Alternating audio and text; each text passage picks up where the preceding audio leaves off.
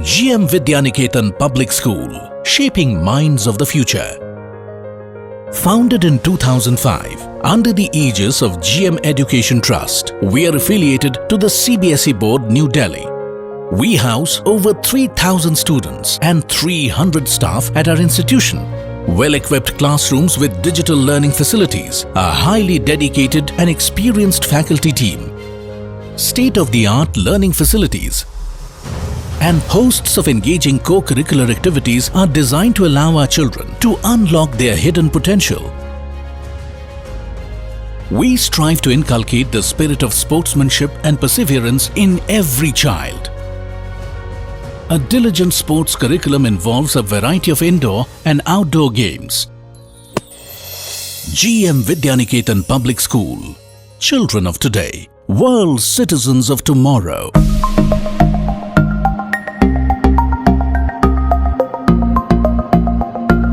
Hello students, in previous chapter you studied motion of an object along a straight line in terms of position, velocity and acceleration. And also you studied uniform and non-uniform motion and equations related to motion. Now today I have a question for you. What causes motion? What is the cause of motion? For example, consider a football on the ground which is at rest. How can I bring that football into motion? That football is at rest. What I should do? I have to apply force on the ball. If I apply force on the ball in the form of kicking or pushing, I can bring that object into motion. So I have to apply force on the ball, or it may be any object. So this force causes motion. So force causes motion. So today let us understand new chapter, force and laws of motion. In class 8 you studied about force and its types. Can you recall what is a force? Force is a push or pull on an object that tends to change in a state of motion of an object. In class 8 you studied the definition of force like this. It is a push or pull on an object. But when we come to motion, force related to motion, the force definition will become force is a push or a pull on an object that changes or tends to change in a state of motion. For example, this is a board. What is rate of motion of the board? It is at rest. If I apply force on the board, this board will change its state of rest to motion. So what causes motion here? Force. So the definition of force is like this related to motion. Force is a vector quantity. In previous chapter you studied two types of physical quantities, scalar quantity and vector quantity. Force is a vector quantity. Why it is called vector quantity? Because it has both magnitude and direction. The object will move in the direction of the greater force. So the force is a vector quantity. The SI unit of force can be represented by capital letter F. The SI unit of force is Newton, which is denoted by the letter capital N. Now let us move on to the next topic, that is effects of force. When we apply force on any object, we can see some changes in the object. Force is applied on the object. It may be balloon, it may be spring. When the force is applied on an object, some changes will happen.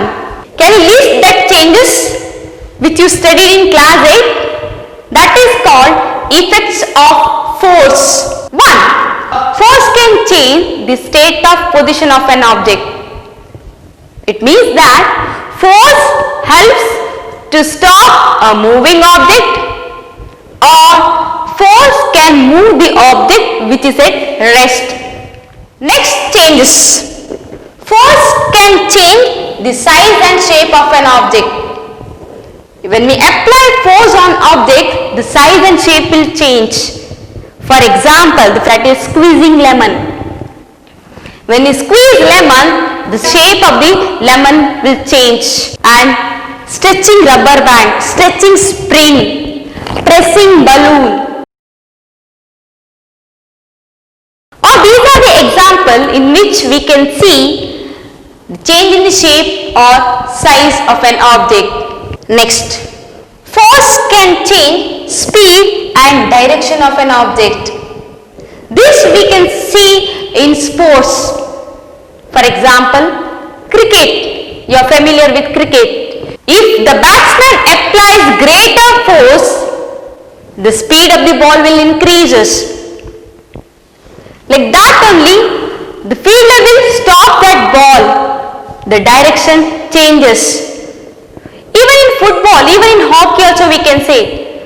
In that cases, we can see the changes in the speed. Speed can increase or speed can decrease. Even we can change the direction after the application of the force.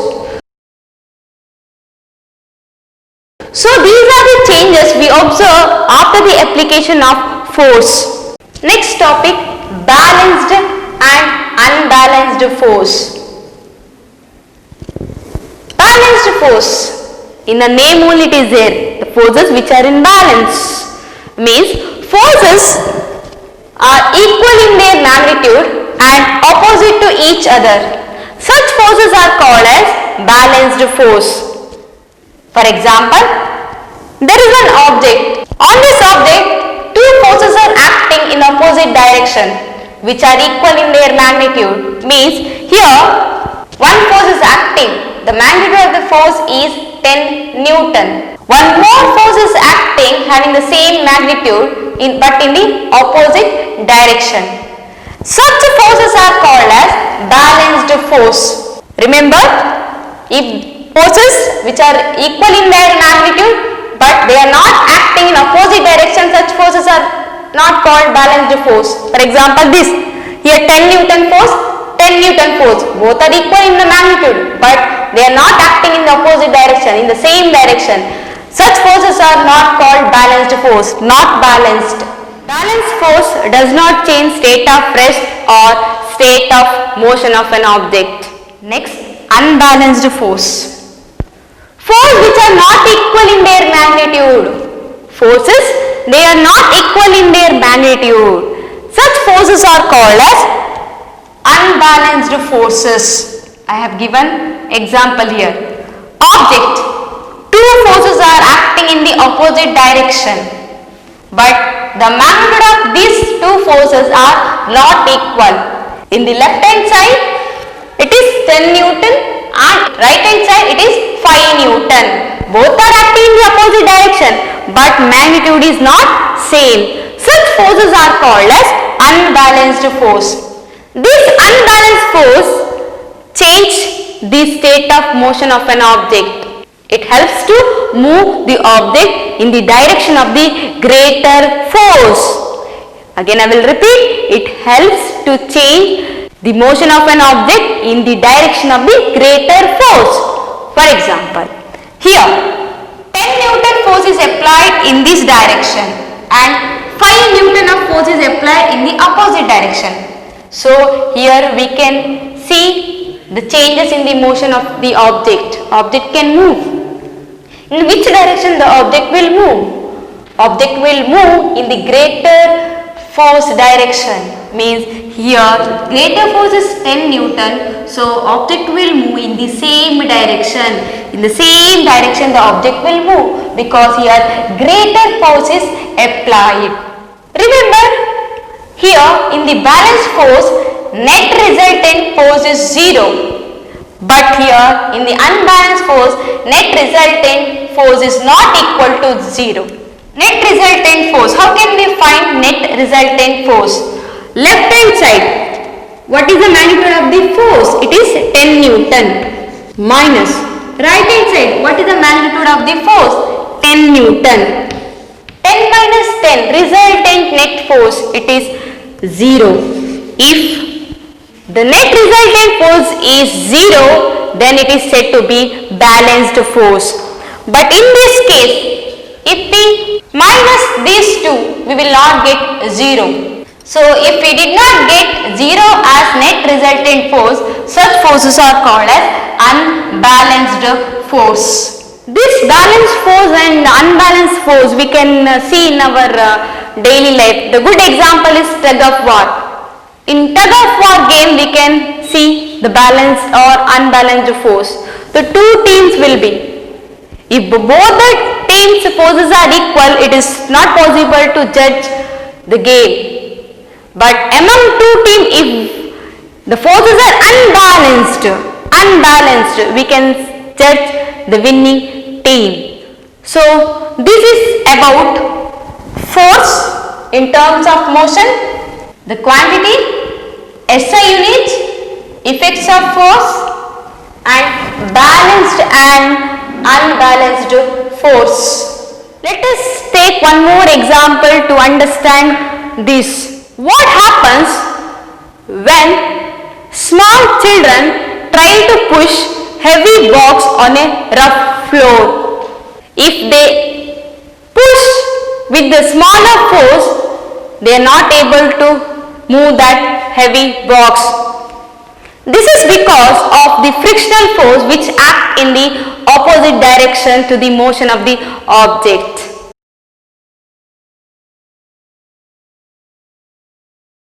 Frictional force, it is a force which arises between two surfaces which acts in the opposite direction. So in this case, the box does not move.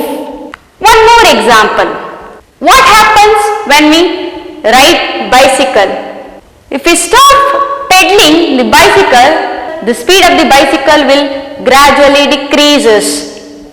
This is because of the frictional force which act between two surfaces in the opposite direction to the motion. In order to keep bicycle moving, we need to start pedaling again. It means that object maintains its motion under the continuous application of the unbalanced force. When we apply the force, then only we can see the object in motion. It is quite incorrect. An object moves with uniform velocity when forces, that is pushing force and frictional force, act on the object. There is no net external force acted upon the object. If an unbalanced force acts on an object, there will be a change either in the speed or in the direction of the object. Galileo Galilei, he was a great scientist, Italian scientist. He performed one experiment on this force and motion. He used inclined plane and marble in this experiment. He performed the experiment like this way. In this experiment, he took two inclined plane and a marble. Observe this figure. He made one marble to roll down on inclined plane. Observe the figure A. He observed that velocity of the marble increases when it rolls down on an inclined plane, and velocity decreases when the marble climbs up, that you can see in the figure B. And figure C shows a marble resting on an ideal frictionless plane inclined on both sides. Galileo,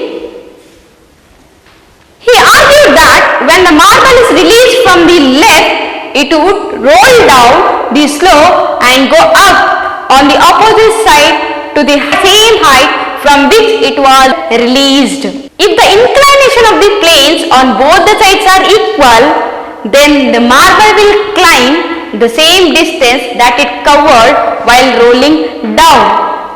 If the angle of inclination of the right hand side is gradually decreases, then the marble would travel further distance till it reaches the original height. If the right hand side plane is made horizontal, that is slope is reduced to zero, the marble would continue to travel forever trying to reach the same height that it was released from.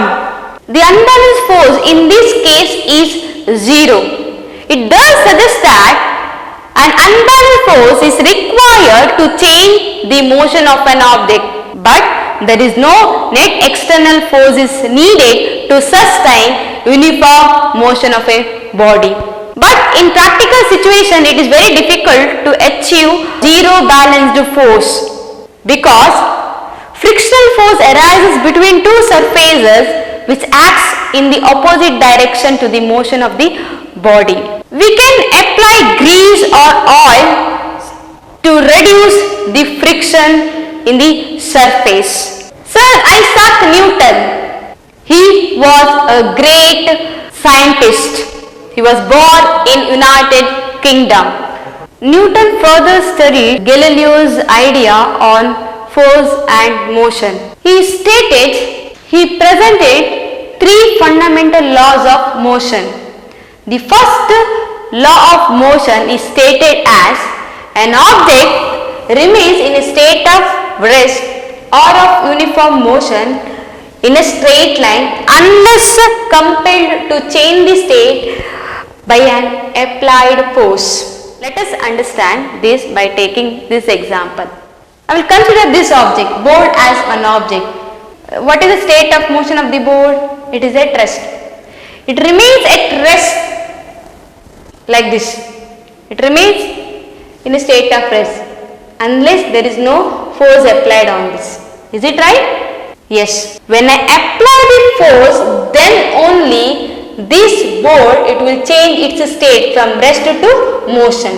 This is called Newton's first law.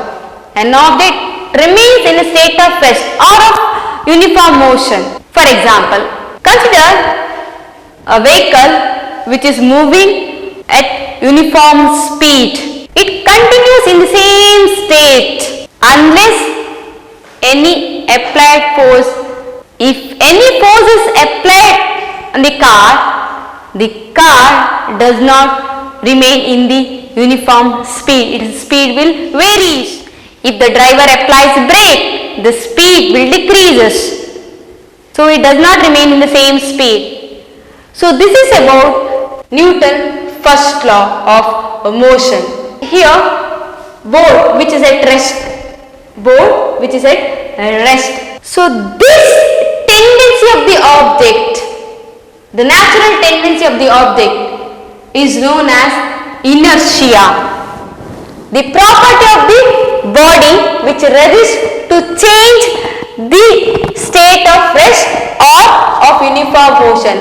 This property is called as inertia. For example, there is a table. What is the state of motion of the table? It is rest. It remains rest only unless any applied force act upon it.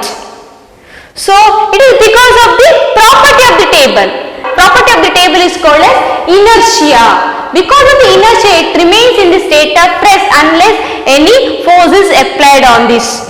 The definition of inertia is the natural tendency of the object to resist a change in their state of rest or of uniform motion. Or it is also called, it is a property of the undisturbed object to remain in state of rest or to keep uniform motion. This inertia, it depends upon the mass of an object. How does it relate it to mass? If object is having more mass, the inertia of that object will be greater. If the object is having lesser mass, the inertia of the object will be lesser. For example, I have two objects. The mass of the first object is 2 kg and mass of the second object is 10 kg. Both objects are at rest now. I have to move the object. Now what I should do? I have to apply force. I have to apply force on this object and I have to apply force on this object. So I say inertia depends upon the mass. More the mass, more the inertia. Lesser the mass, lesser is the inertia. Here the inertia of the object is less because the mass is less. Here I have to apply smaller force. In first case I have to apply lesser force because it has lesser inertia because the mass is less as compared to the second object. Here inertia is more. Why the inertia is more? Because the mass is 10 kg.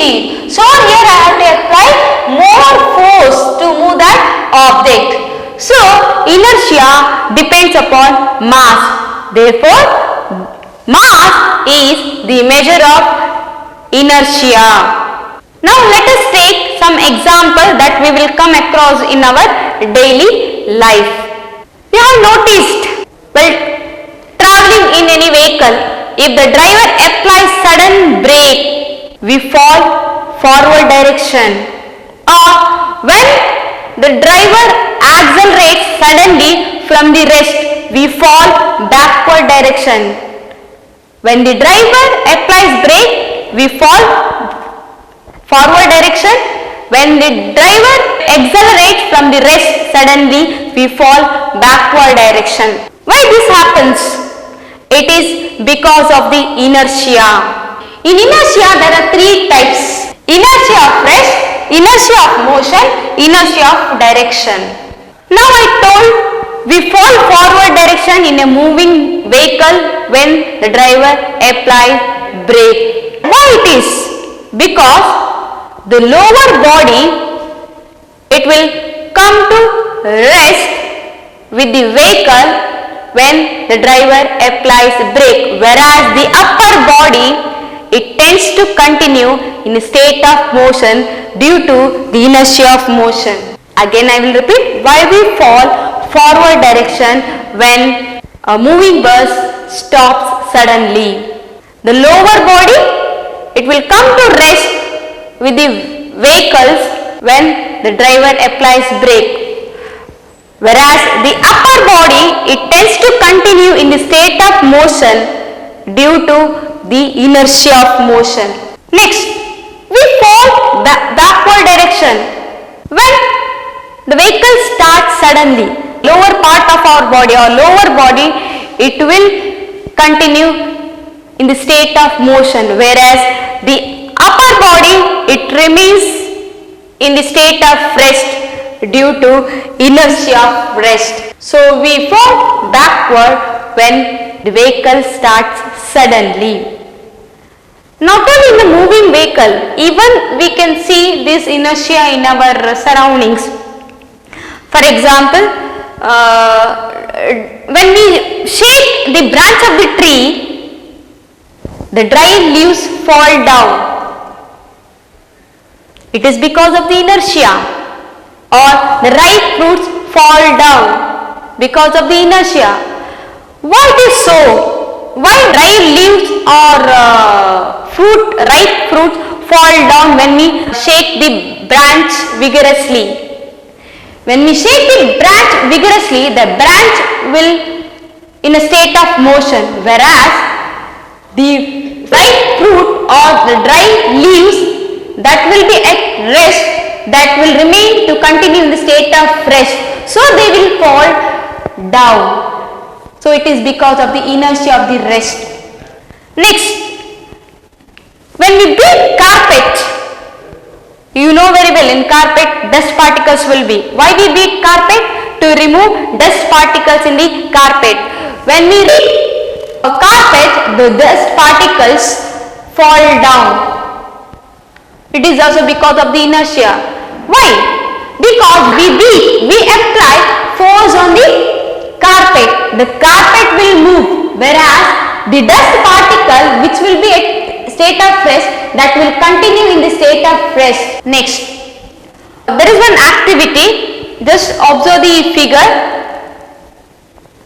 To do this activity, you take one glass tumbler and coin, it may be 5 rupee coin or 10 rupees coin, and you take thin cardboard. How to do this activity? Take a thin cardboard, place a 5 rupee coin at the center of the cardboard, which you can see in the picture. Place this thin cardboard on the mouth of the glass tumbler. Now flip the card gently by giving a small jerk in your hand. Again I will repeat. Flip the card by giving the jerk in your hand. When we flip the card by giving the jerk, the cardboard flies away, whereas the coin which was at rest, that will fall down in the tumbler because of the inertia of rest. It was at the rest, so it will continue in the same state. But whereas the cardboard, on the cardboard, first cardboard was rest. But I applied force on the cardboard. I told to apply force on the cardboard. When the force is applied on the cardboard flies away. So here also we can see the inertia of rest. While playing carom also we can observe this inertia of rest. First we make a pile of carom coins at the center of the board. Next we take striker and we hit the lowest coin in the pile of the carom coins. What do you see after hitting by the striker? When we hit by the striker, the lowest coin, it will slide away, whereas the rest coins in the pile, that will fall down because of the inertia, due to the inertia of rest. They were at rest, so they will continue in a state of rest only. But whereas the lowest coin, where the force is applied by the striker, that slides away. This is also one more example for the inertia of rest. So now you understood inertia of rest and inertia of motion. The last one is inertia of direction. Okay, let us understand this by an example. When a moving car takes sharp turn at high speed, the passenger in the car falls outward. This is because of the inertia. First, while the car was moving on a road along a straight line, the passenger, he was moving along a straight line. The passenger tend to move along a straight line due to the inertia of direction.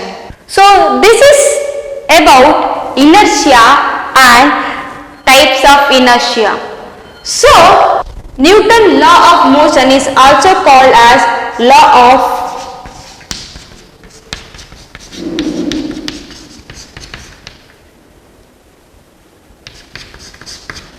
inertia, because here object remains in a state of rest or of uniform motion along a straight line. So that is the natural tendency of the undisturbed object. So first law of motion is called as law of inertia. Now let us recap today's topic. First, I took what is a force in terms of motion. The SI unit of force, it is Newton. Effects of force. Force can change the state of the position of an object. Force can change the size and shape of an object. Force can change speed and direction of the object. Then I took balanced and unbalanced force. Balanced, which are equal in their magnitude, which does not change the state of rest and state of motion. Unbalanced force, forces which are not equal in their magnitude. Unbalanced force helps to move the object. Next, Newton law of motion. It is very important.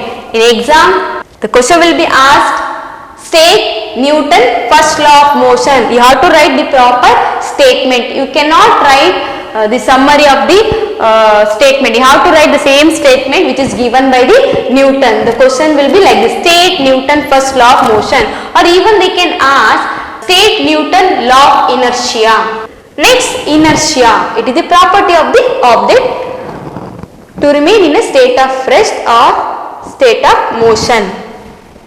Next, I told inertia depends upon the mass, or mass is a measure of inertia.